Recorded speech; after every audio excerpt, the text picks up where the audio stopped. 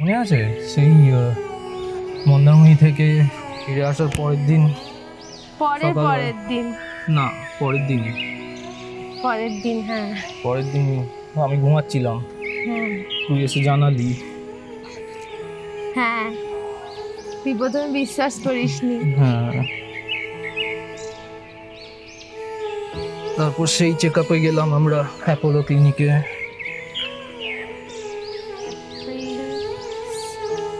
First of week, April first অফে জানতে পারলাম যে ইয়েস।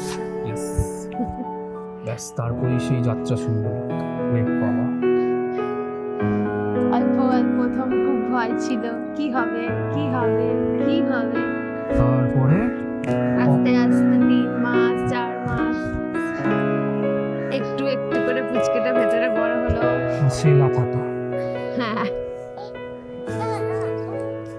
তারপর স্বাদ হলো দুই বাড়িতেই। দুই বাড়িতে হলো। আবার এই বাড়িতে একদিনের মধ্যে ঠিক করা হলো, ডেট ছিল না, হঠাৎ করে কোনো প্ল্যানিং ছিল না।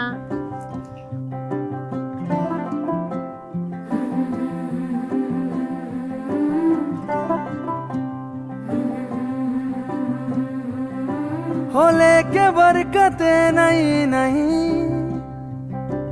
दस्तक देती है जिंदगी बोले बेलियां खोलो रे खिड़कियां छोटी छोटी खुशियां चुनो 16th অক্টোবর ডাক্তার ডেট চাইলো আমাদের কাছে, কবে হবে। আমরা 3-4টে ডেট দিল। 3-4টে ডেট দিলাম, 29টা নিলাম। অ্যাকচুয়ালি আমাদের ইচ্ছে ছিল যে 29টা হলো। তারপর দুর্গাপুজো, আমি ঠাকুর দেখতে যেতে চাইনি ভয়ে, তুই জোর করে নিয়ে গেলি যে একটু একটু করে ঠাকুর দেখি, সকালবেলা কম ভিড় থাকবে। না, রাত্রিবেলাও তারপর গেছিলাম, অষ্টমীর দিন রাতে মা বাবার সঙ্গে ধরে ধরে গেলাম, চতুরঙ্গ ওগুলো গেছিলাম। মণ্ডপে খেতে গেলাম।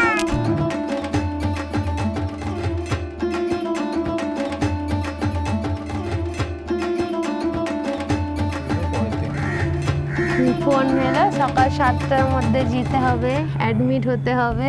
হ্যাঁ, তার আগের দিন রাতে এক্সাইটমেন্টে ঘুম হয়নি, ভয় চিন্তা আবার আনন্দ সব একসাথে, একটা মিক্স ফিলিং। ओ शुभ কি হবে কাল কি হবে। ओ शुभ शुभ ओ शुभ शुभ